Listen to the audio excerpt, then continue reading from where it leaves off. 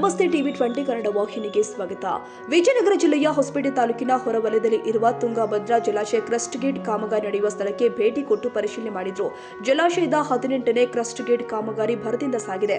ಸದ್ಯದ ಪರಿಸ್ಥಿತಿ ಏನಿದೆ ಅನ್ನೋದ್ರ ಬಗ್ಗೆ ಟಿಬಿ ಬೋರ್ಡ್ ಅಧಿಕಾರಿಗಳಿಂದ ಮಾಹಿತಿ ಪಡೆದ್ರು.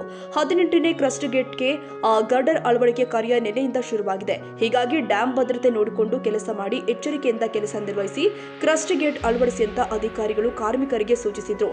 ಕ್ರಸ್ಟ್ ಗೇಟ್ ಅಳವಡಿಕೆಯ ಸದ್ಯದ ಕಾಮಗಾರಿ ಬಗ್ಗೆ ಸಿಎಂ ಕಚೇರಿ ಮಾಹಿತಿ ರವಾನೆ ಮಾಡಿದ್ರು.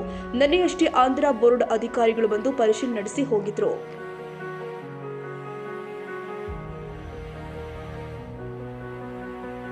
ಕನ್ನಡಿಗರ ಮೆಚ್ಚಿನ ನಿಮ್ಮ ಟಿವಿ 20 ಕನ್ನಡ ವಾಹಿನಿ ಇದೀಗ ಟಿವಿಯಲ್ಲಿ ಲಭ್ಯ.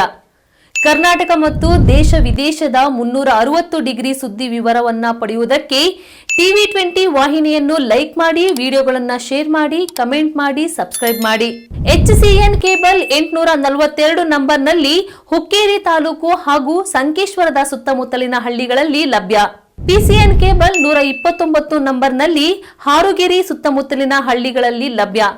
ರಾಯಬಾಗ್ ಡಿಜಿಟಲ್ ಚಾನೆಲ್ ಕೇಬಲ್ 80ನೇ ನಂಬರ್ನಲ್ಲಿ ರಾಯಬಾಗ ತಾಲೂಕಿನ ಸುತ್ತಮುತ್ತಲಿನ ಹಳ್ಳಿಗಳಲ್ಲಿ ಲಭ್ಯ.